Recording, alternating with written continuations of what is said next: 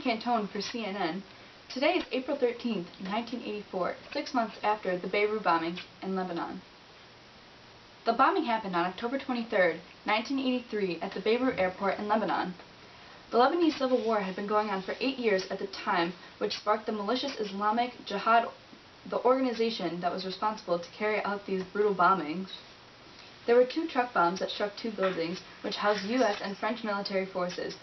241 brave American servicemen died, which included 220 Marines, 18 sailors, and 3 soldiers. 60 were left injured. This day marks the deadliest single-day death toll for U.S. Marine Corps since the Battle of Iwo Jima.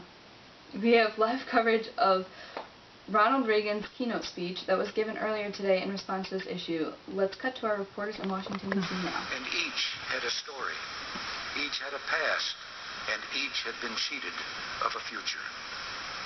As the Mishnah puts it, each was a world. We were not digging up 240.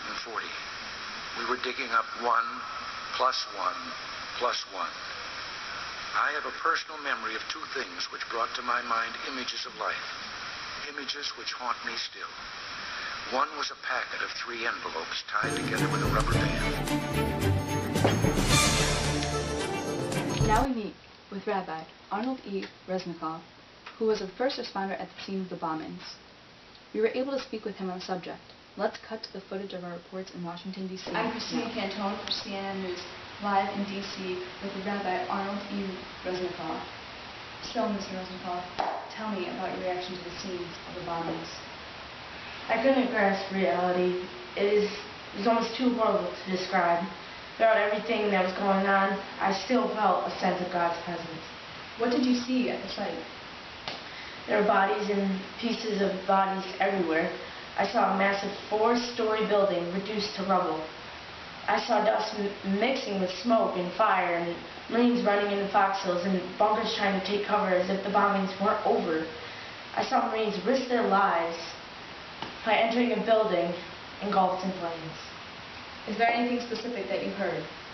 Well, I heard the screams of these trapped, but they were barely audible. How do you feel about the bombings taking place? It was a despicable act. The Islamic Jihad is a cruel organization and deserves to feel the suffering of every single perished and wounded serviceman. Thank you. The truth has been spoken. The Islamic Jihad is, in fact, a cruel organization. We have a survivor with us today to tell us his perspective on the bombings. Here's Mr. Tim McCoskey. Mr. Tim McCoskey, tell me about your experience. Well, we were sent to Lebanon as peacekeepers during the Lebanese Civil War. I remember I couldn't believe my eyes. The barracks building was gone. The 4-story building where hundreds of Marines lived was gone.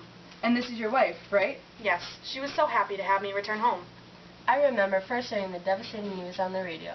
I couldn't believe such imbeciles would commit a crime like this. It was very difficult for me to grasp the concept that my husband may have died. But I am very blessed that these evil people did not hurt me. Thank you, Mr. McCoskey and Mrs. McCoskey. Burgundy, you stay classy, San Diego.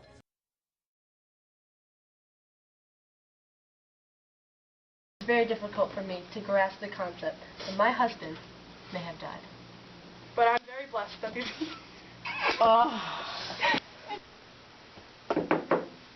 The truth has been spoken. The Islamic Jihad. You distract me.